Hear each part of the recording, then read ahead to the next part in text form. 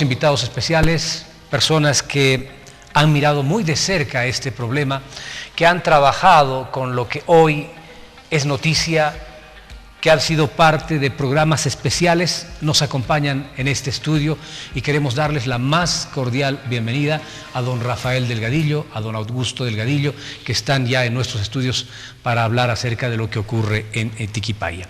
Quiero comenzar mostrándole estas fotografías que vamos a poner en sus televisores. Son importantes de mirarlas con atención y ahora don Rafael Delgadillo, en primera instancia, nos va a comentar por qué la importancia de entender qué es lo que estas fotografías nos muestran, qué estamos viendo, dónde han sido tomadas. Don Rafael Delgadillo, buenas noches, un gusto saludarle, gracias por estar con nosotros hoy en Noche a Noche, mirando lo que acontece en Tiquipaya. Gracias, Mauricio, siempre es un gusto estar aquí. Yendo a las imágenes, estas imágenes fueron tomadas en la parte inicial de la cuenca, donde se puede ver claramente que hay importantes volúmenes de carga, de tierra, de material sedimentario. ¿Qué significa volúmenes, cargas, material sedimentario? Cantidad, toneladas. ¿Es tierra desprendida? Es tierra que ya está suelta, es tierra que ya está aflojada, que ya quebró y que tiene el gravísimo riesgo de que con una lluvia intensa va a crear nuevas mazamorras. Esto es lo grave. Ya pasó este drama que hemos vivido hace 4 días. Felizmente no hay víctimas fatales, pero hay muchos daños materiales. Pero aquí está el problema grande.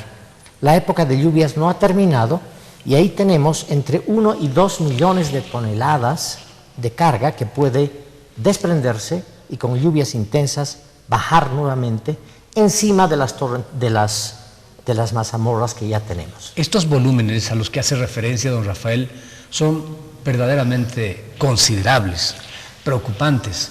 ¿Qué es lo que se puede hacer ahí arriba para evitar una catástrofe mayor? Miremos primero la zona de las alturas.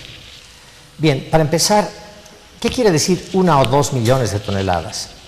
Una volqueta normal, de estas que están transportando ahora este material que está depositado en el río Taquiña, transporta 20 toneladas. 1 millón de toneladas significa 50.000 de esas volquetas. Y si nosotros consiguiéramos cargar y sacar 100 volquetas por día, necesitaríamos aproximadamente 2 años. Imagínese usted, 2 años con 100 volquetas transportando esta carga continuamente para que podamos eliminar, para que podamos retirar este volumen de material entre rocas y piedras y tierra para que no se siga acumulando este material en el río. Es muy grave el tema. Obviamente no tenemos capacidad para hacerlo. Esto se ha producido a partir de un muy mal manejo de la cuenca. O sea, esto se pudo haber evitado. ¿Cuáles son los factores que han incidido, don Rafael, para que tengamos este cuadro hoy? Centralmente, el abandono del manejo de la cuenca por parte de las autoridades y la deforestación. Ahí no ves más que uno que otro arbolito, ¿no es cierto? Los árboles, con sus raíces frondosas, los árboles adultos, retienen la tierra y eviten que esta sea erosionada por las lluvias. Ahí no hay arbolitos. Se han quemado estas áreas, se han eliminado los árboles antiguos y ahora tenemos paja y algunos arbustos y muy pocos árboles, de manera tal que esto, cuando llueve intensamente y por tiempos prolongados, se afloja y desciende. Este es el resultado de los constantes incendios que se han registrado en el Parque Tunari, don Rafael. Sin lugar a dudas, esa es una de las causas, seguramente la más importante, sumada a otras causas, como por ejemplo la construcción de caminos. Cuando se hacen caminos, se remueve la tierra y en algunos lugares se usa dinamita. Entonces, esa es otra causa que también ha generado este problema. Recordemos que desde el año 2009, cuando el PROMIC, el Programa de Manejo Integral de Cuentas, terminó y se fueron los suizos, no se ha hecho nada. Se ha hecho muy poco, porque esto pasó a jurisdicción municipal y a jurisdicción departamental. Y ahí las labores concretas, no la elaboración de planes, no el discurso, no las normas, no estas cosas que no sirven para nada, sino hechos concretos de manejo de cuentas, se hizo muy poco. Del 2018 ahora se hicieron unos disipadores absolutamente insuficientes, que cumplieron su rol, pero muy pequeño, en una magnitud muy pequeña, y ahí tenemos el resultado. Pero en términos, por ejemplo, de forestar, esto no se hizo absolutamente nada. Y ya es tarde, lo siento, tenemos que vivir angustiados nosotros los que vivimos en Tiquipaya, yo vivo en Tiquipaya, vivimos angustiados, atentos a escuchar las sirenas, atentos a escuchar los petardos, porque siempre está la posibilidad de que con una lluvia intensa esto baje otra vez. Y va a ser mucho más grave si ocurre, ojalá que no ocurra, porque ya el río está tapado, está totalmente cubierto de carga. ¿Dónde más va a ir esto? ¿Encima? No, va a ir a los costados, y los costados son casas, son calles. Por ahí estaba bajando el agua hasta hoy. Hoy finalmente han conseguido canalizar el agüita para que baje por el curso del río, pero el problema no es el agüita, el problema es esta carga. El peligro es que este material se suelte y baje junto con el agua en una mazamorra que no tiene dónde ir y que va a ir, si ocurre, ojalá no ocurra, a las casas, a las calles y a todas estas infraestructuras que hemos construido indebidamente, con la venia de autoridades incompetentes y corruptas, con la venia de loteadores y de gente que cree que las áreas públicas se pueden utilizar con un poco de muñeca, entre comillas, para construir casas. Don Rafael, ¿hay culpables, hay responsables de esto que está viviendo hoy Tiquipaya? ¿Se los debe identificar y se los debe sancionar? No tengo la menor duda, no tengo la menor duda.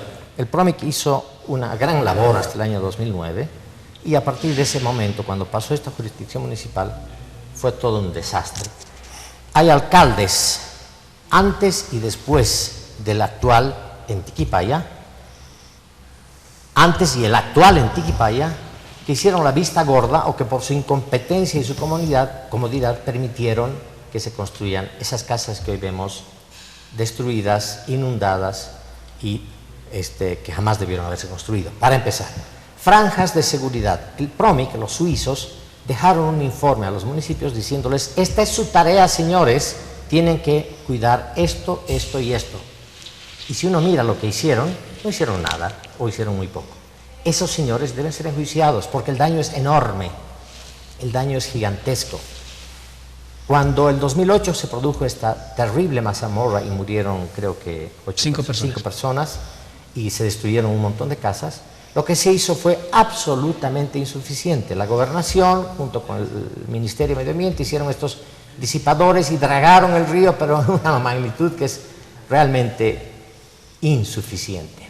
La incompetencia de nuestras autoridades, sumada a la irresponsabilidad de algunos de los vecinos, nos ha llevado a repetir en tamaño mayor una catástrofe, un desastre que hoy día estamos pagando. Don Augusto Delgadillo, gracias por estar con nosotros. Usted ha estado en muchas oportunidades en este programa para hablar precisamente de estos temas, de las franjas de seguridad que no se han respetado, de los programas de ordenamiento territorial que no se han cumplido. Ahí también se han establecido responsabilidades. Hoy se habla de la reactivación del PROMIC. En primera instancia, ¿cómo ve usted aquello? Bueno, lo que más me preocupa es que estamos ahorita frente a promesas que no se están dando los canales adecuados. El PROMIC no funcionaba con recursos estatales únicamente. Tenía fuertes financiamientos externos que tienen que volver a canalizarse. Es decir, no es armar el PROMIC abracadabra en un segundo. Se necesita canalizar financiamientos, se necesita reactivar instrumentos de planificación. Lo más importante del PROMIC, que trabajó bajo lineamientos externos, sobre todo suizos, era que toda acción que se hacía venía debidamente planificada. Primeramente se homologaba con los instrumentos de planificación municipal, con los planes de ordenamiento, y después, ¿qué se hacía? Lo primero, hacer un plan de manejo de la cuenca en el que se establecía acciones a largo plazo, a 20 años. Por ejemplo, el plan de manejo de la cuenca Cora tenía un horizonte de 10 años. ¿Por qué se hizo de 10 años ese horizonte? Porque se sabía que en 10 años podía modificarse el comportamiento de la cuenca por el crecimiento poblacional que se estaba dando en las laderas. Entonces, ahí se tenía que reactivar a partir de las competencias del municipio y las competencias del CERNAP.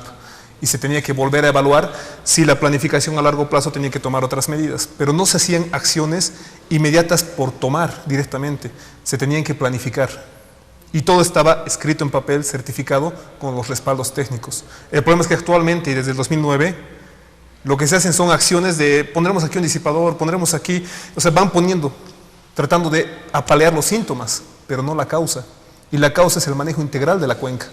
Si no se maneja de forma integral la cuenca, ninguna obrita hecha a criterio de 1 o 2 técnicos va a funcionar. Ahora, todo lo que usted ha visto en imágenes que nos ha presentado hoy don Rafael nos preocupa, porque parece que estamos a destiempo en muchas de las acciones que se quieren hacer en cuanto a mantenimiento, tomando en cuenta estos hechos que podrían generar una catástrofe aún mayor. ¿Qué hacer frente a ello? Lo primero es reactivar los instrumentos de planificación. Si no se desarrollan instrumentos de planificación a corto plazo, vamos a seguir tomando decisiones a partir de ciertos criterios técnicos dispersos que pueden ser errados y que luego no tienen una carga de responsabilidad legal. Si yo hago un plan de ordenamiento territorial con un equipo multidisciplinario y hay un error en ese plan territorial, a mí me pueden meter preso, porque se hace una auditoría técnica y yo toda decisión que tomo firmo y certifico. Pero si yo digo, hagamos estito y estito y estito y luego me voy, no está ahí la certificación ni el respaldo profesional científico de por qué lo vamos a hacer. Ahí teníamos el respaldo técnico científico de Promic, que tenía un equipo competente que manejaba las cuencas con toda la planificación necesaria. Y ahorita no es el problema de una cuenca, como decíamos, ahorita estamos enfocándonos todo en Taquiña, el problema ahorita va en toda la ladera sur del Parque Tunari y en el manejo general de la cuenca Rocha-Mailanco, porque la contaminación aguas abajo, las inundaciones que se dan en la zona sur con aguas contaminadas, son varios procesos de impacto ambiental y situaciones de riesgo. Y como decíamos, el impacto ambiental y las situaciones de riesgo son un proceso acumulativo. No son evidenciables para la población, porque para un técnico sí puede evidenciar. La degradación de una cuenca se comienza a evidenciar. Los procesos de erosión son procesos que se pueden ir evidenciando y que te van diciendo atención inmediata, atención a mediano plazo, atención a largo plazo. Pero el impacto ambiental y la degradación para la población no es evidenciable hasta que ocurre el desastre. Y eso hay que cambiarlo desde la educación de la gestión territorial de la población. La población quiere actuar a capricho. Hay recursos municipales, la población quiere ponerlo para su canchita. Tú le dices, no, pero tiene que haber una atención en la cuenca, tiene que haber un control de esos taludes. No, quiere su canchita y no va a permitir que se le saque un centavo a su canchita. Porque la población reacciona a capricho, quiere su calle por aquí.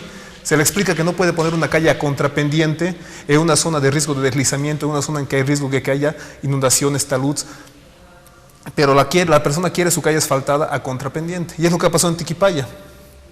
Toda la avenida Chilimarca y otras calles se han hecho a contrapendiente directamente. ¿Eso qué pasa? Que cuando el río se colmata, como lo que ha pasado ahora con sedimentos, el agua baja con demasiada fuerza. Y es como dicen, que apenas baje nuevamente material, va a comenzar ese material a distribuirse por las calles que están a contrapendiente y no hay nada que frene la fuerza y va a provocar peores desastres. Y esto ocurre peor cuando hay efectos contaminantes de otros ríos en que tienen otros factores más de riesgo, más allá del deslizamiento, más allá del arrastre de material y la inundación, que son factores contaminantes, como hemos dicho, de botaderos, mataderos. Entonces, nuestros factores de riesgo en la ladera sur están aumentando en vez de reducirse. Y nuestra atención está yendo a atención al desastre, simplemente a curar síntomas, pero no estamos siendo la causa. Don Augusto, se habló en estos últimos días también de la necesidad de evacuar a la gente que está viviendo a estas urbanizaciones que se han consolidado en áreas de riesgo. ¿Usted qué opina acerca de este proyecto que tiene el gobierno? Lo primero, hay que tomar con seriedad un desastre. Hay que hacer inmediatamente un estudio de caracterización del desastre, porque no son todas las viviendas por igual la afectación, no es el nivel de riesgo por igual de todo un polígono, hay que diferenciar los polígonos, hay que diferenciar los que están ilegales, los que han sido irregularmente que se llama legalizados, porque hay algunos que tienen papeles dentro de la franja de seguridad, pero es una legalización irregular, por lo que pasa a ser ilegal, no es que está legalizado. Hay una irregularidad que está permitiendo una legalización, pero que no para esa irregularidad. Pero esto se está contemplando dentro del plan que ha anunciado el gobierno de remover a familias que están en estas zonas de riesgo. Tendría que hacerlo. Se hace un plan de acción inmediata en el que se caracteriza primero un saneamiento de derecho propietario, porque en esos tipos de desastres a veces aparece un montón de población que vivía ahí que de repente no vivía. Ha pasado muchas veces. Después aparecen tipos de afectación de viviendas ilegales que hay que trabajarlo con mucho cuidado, porque legalmente el Estado, si tú estás dentro de una franja de seguridad y no tienes papeles, no tendrías que reponer nada, lamentablemente. aunque te haya estafado un loteador y te haya puesto ahí, el Estado legalmente no puede reponerte porque no estás legalmente establecido. Hay viviendas que están legales y fuera de la franja de seguridad, que han sido afectadas esta vez y muy fuertemente afectadas. Entonces, tu prioridad primero tiene que ser a las que están legalmente establecidas. Luego, las que han tenido irregularidades en su legalización, hay que hacer un saneamiento para determinar cómo se puede apalear el daño. Y las que están ilegales entran en una tercera prioridad, lamentablemente, porque tú tienes que priorizar tus recursos y tus acciones. Y luego ya tienen que comenzar, y eso no se puede dejar de lado este año, los procesos administrativos legales. Los que estaban ilegalmente regularizados, los que han sacado sus papeles de forma ilegal, tiene que haber procesos, se tiene que activar la ley Mercero Quiroga Santa Cruz, y a los alcaldes que han permitido esa regularización y técnicos, se los tiene que meter presos. Don Augusto, si usted tuviera que enumerarme el orden de prioridades para la actuación en este momento de las instancias correspondientes, ¿cómo los pondría? Primero es la caracterización del desastre.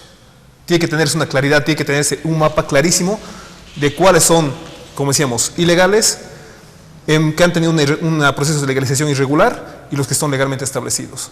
Después se tiene que hacer un análisis de responsabilidades, tanto del asentamiento ilegal como de la afectación del desastre. Porque si la alcaldía no ha hecho las obras también que le correspondía hacer en las franjas de seguridad, tiene una responsabilidad, teniendo instrumentos de planificación. Por ejemplo, el plan de ordenamiento que se hizo del 2009 al 2011, hay un proceso ilegal de por qué no se aprobó si te daba todas las herramientas de planificación. ¿Y por qué no se aprobó ese plan de ordenamiento territorial? Porque había presión de los loteadores de que se vuelva todo Tiquipaya urbano. Y el plan, a partir de parámetros técnicos, te zonificaba la zona urbana y la zona agrícola, la zona de riesgo, la zona de Parque Tunari, todo conforme ley. Pero no, ellos querían que ya se amplíe mancha urbana hacia arriba, hacia abajo, que todo se vuelva urbano. Entonces ahí ya tenemos otra responsabilidad directa para el desastre. PROMIC dejó planes de manejo en el municipio. Si no se han aplicado, que tenían un horizonte de 10 a 20 años, también hay responsabilidad legal sobre esas autoridades, que también son corresponsables del desastre. Y lamentablemente, si una persona ha ocupado una franja de seguridad, ha degradado el suelo, no ha hecho la forestación adecuada, no solamente es un afectado, también viene a ser un responsable del desastre. Don Rafael, esto que se vive en Tiquipaya podría repetirse en otros lugares, porque nuestro parque Tunari está sufriendo una serie de problemas serios. Usted ha manifestado, ha numerado algunos de aquellos, y en muchas oportunidades con usted en este espacio hemos reclamado públicamente a nuestras autoridades.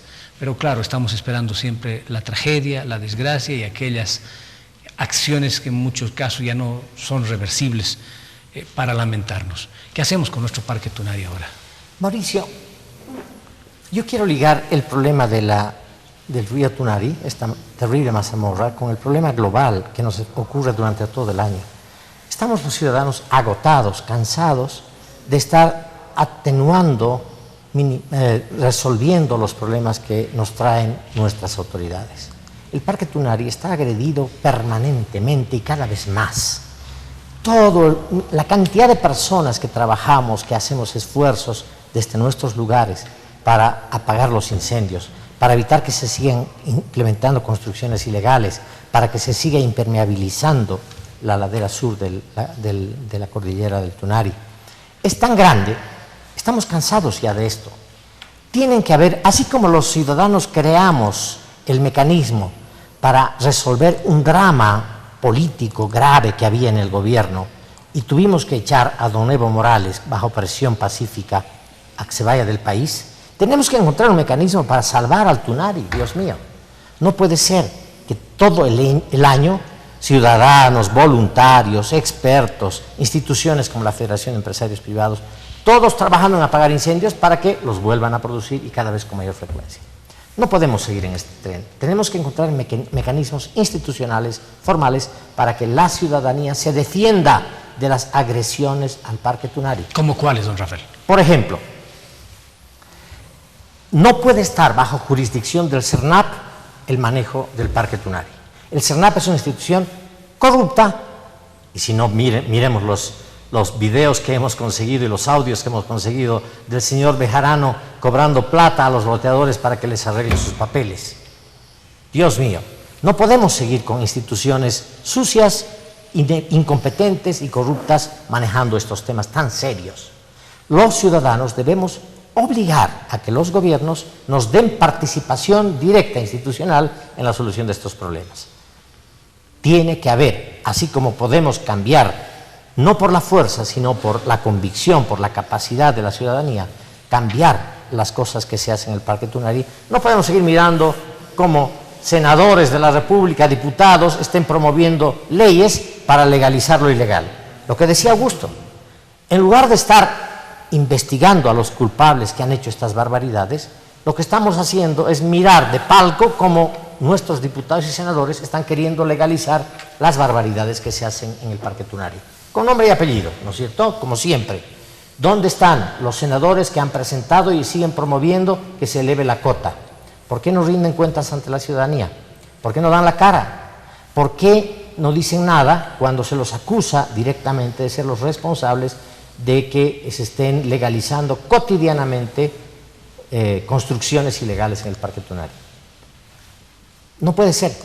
Si la ciudadanía no toma conciencia, no se da cuenta de que esto no puede continuar así, no puede seguirse degradando nuestra ciudad y nuestro departamento, estamos perdidos. Cochabamba va en un camino muy rápido al desastre. Hay que pararlo. ¿Y quiénes lo van a hacer? No estos señores, estos incompetentes que desde las alcaldías y desde el gobierno central hacen la vista gorda y después vienen con sus bolsitas de arroz y de azúcar y sus palas para que se resuelva el tema los 4 días siguientes. No es así. Como decía Augusto, planificación seria. Luego, implementación de programas serios con gente competente. Ah, no, que es que los del PROMI ganaban mucha plata. Que ganen pues mucha plata, y si son capaces de arreglarnos estos dramas, que ganen la plata que tengan que ganar. El servicio departamental de cuencas que está en la gobernación no sirve para nada. Hoy día el taxista me decía, cuando le pregunté, ¿y tú qué harías, estimado tachero, para arreglar este tema? Me dijo, yo lo primero que haría es poner a Canelas y a Angulo a rezar 3.000 Padre Nuestro y 3.000 Ave Marías para que no llueva. No sé si le hará caso Dios, pero yo no haría eso, porque no, los rezos de Canelas y de Angulo no nos va a arreglar el problema. Lo que hay que hacer, en mi opinión, es mirar en el largo plazo, de manera planificada, como dice Augusto, la solución de fondo de este drama que cada vez se va a ir agravando más, porque hay un factor que está cubriendo todo esto que se llama calentamiento global. Las lluvias van a ser cada vez más fuertes y más intensas.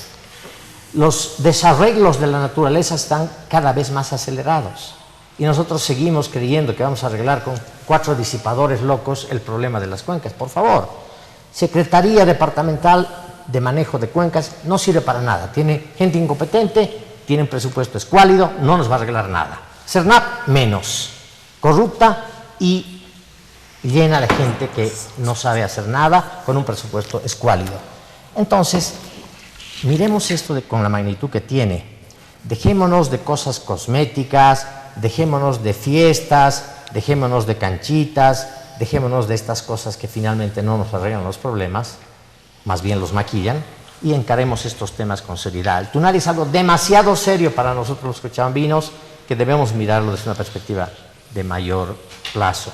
Ahora, finalmente, don Augusto, esta situación que se vive en el río Taquiña, en la cuenca a la que hacemos referencia, puede repetirse en otros lugares. Veíamos información a través de las redes sociales que hay otras cuencas por aquí cerca al centro de la ciudad, en la zona norte, al centro de este eje urbano, como en el sector de Pacata, que podrían correr la misma suerte. ¿Es cierto aquello o no? Exactamente. Ahorita no se tiene con certeza cuál es el nivel de degradación de las otras cuencas. Entonces no sabemos cuál es el factor de riesgo, si es alto, si es bajo, si es medio. Mientras no se comience a hacer un plan, primero un diagnóstico clarísimo de las cuencas para poder desarrollar un plan, vamos a seguir adivinando, a ver, aquí le pondré un disipador, veamos si funciona. Por eso es fundamental, como dice Rafael, hay que recuperar las instituciones estratégicas. Una de esas es, por ejemplo, ¿qué es lo que ha pasado con el CERNAP? Muy poca población sabe que hay un plan de manejo del Parque Tunari, que ya se elaboró un plan de manejo del Parque Tunari. Nos convocaron un equipo técnico para la elaboración de ese plan de manejo del Parque Tunari. Había muy buenos profesionales, muy conocidos en el ámbito, pero solo se los usó para el diagnóstico. Acabó el diagnóstico, nos dijeron, recomendaciones para el manejo. Y para diseñar toda la reglamentación y manejo, ya no estábamos nosotros. Cuando ya hemos visto el plan de manejo, no se había tomado casi ninguna recomendación y era casi un total acuerdo con los loteadores, que lo hizo el CERNAP, en el que ya se hablaba de un montón de sesiones y conciliaciones con los loteadores. Entonces, si en las instituciones vigentes de control no se retoma el control, nosotros, la población, no presionamos para que se retome el control y su acción correcta, vamos a seguir así. Y para mí la única forma de recuperar las instituciones, recuperar la institucionalidad y su función social, es la ley Marcelo Quiroga Santa Cruz. Porque ahorita todo director que ha sido el Parque Tunari, que ha permitido cualquier proceso de modificación del parque o cualquier afectación al parque, también tiene responsabilidades. Y cualquier desastre que haya, tiene responsabilidades. Implica que de sus bienes también tiene que poner para reparar los daños. Porque la ley Marcelo Quiroga Santa Cruz tiene esa riqueza, que cualquier acto de corrupción que afecta a la economía del Estado, la persona repone de sus bienes. Y a partir de recuperar las instituciones, de tener instrumentos de planificación territorial, vamos a poder comenzar a cambiar la realidad, pero solo va a cambiar esta realidad si la presión social, el control social, se canaliza a estos ámbitos. No le asfaltan la calle, la gente está bloqueando 3 semanas. No ponen una pasarela, la gente bloquea y luego no quiere usar la pasarela. Entonces, nuestro control social está perdido ahorita, no tiene objetivos claros. Tú tienes que insertar en las OTBs, en la educación, la gestión territorial, la planificación territorial como una base del control social. Y también en los municipios. En otros países, ningún funcionario público puede entrar sin conocer letra a letra su sistema de planificación territorial, sus planes de ordenamiento, planes de funciones, planes operativos, tiene que conocer a detalle. Aquí tú vas por cualquier municipio, ni siquiera saben que tienen un plan de ordenamiento. Le aseguro que muchos técnicos del municipio de Tiquipaya actuales se están enterando que había un plan de ordenamiento, que había planes de PROMIC, porque cambia de gestión, desaparecen los instrumentos de planificación. Y muchas veces algunos actores de la población tienen más conocimiento de lo que hay en el municipio que la gente del municipio. Y ni hablar a nivel de gobernación o a nivel central. ¿Cuántos a nivel central conocen cómo deberían funcionar los sistemas de planificación en relación a la constitución política del Estado? Y aquí viene un factor que es crítico, lamentablemente, que las normativas y los instrumentos de planificación se quedan archivados y no sirven ni para papel higiénico, porque si no se utiliza un instrumento de planificación, no importa cuánto haya costado, no sirve para nada. Entonces tienen que reactivarse esos instrumentos y sobre todo tiene que reactivarse el control de estas instituciones y su función social, su función ambiental y su función técnica. No tienen una función política. El CERNAP no puede tener una función política para hacer proselitismo de uno o de otro, que es lo que ha hecho para ganar muchas veces votos con sectores. Ha querido aprobar condominios, ha aprobado urbanizaciones. No puede hacer gestión política, su gestión es técnica y tiene que basarse en la norma y en procedimientos técnicos que ya están predefinidos. Y ahorita el Parque Tunari, el problema es que el plan de manejo tenía que cubrir los vacíos normativos. El Parque Tunari, dentro de su normativa, tiene muchos vacíos normativos que no te permite gestionar adecuadamente. Y la idea de este plan de manejo era, lo primero, reglamentar y cubrir los vacíos normativos a partir de priorizar su función ambiental. No priorizar las urbanizaciones ilegales, sino al revés, la función ambiental. Y a partir de eso, tipo por tipo, ver cómo se va a tratar, no la legalización, sino el manejo de esas urbanizaciones sin quitarles el rango de ilegalidad. Bueno, esto es importante, mirar con atención qué es lo que debemos hacer frente a esta coyuntura, pero principalmente mirar el futuro que debe ser planificado y a partir de ello establecer evidentemente estrategias en el marco de lo que dicta la ley y cumpliendo lo que establece la norma. Esto por supuesto da cuenta de una serie de acciones que se deben desarrollar para sancionar a quienes de una y otra forma son responsables de lo que se está viviendo en Tiquipaya. Gracias don Rafael, gracias don Augusto por haber estado con nosotros en Noche a Noche.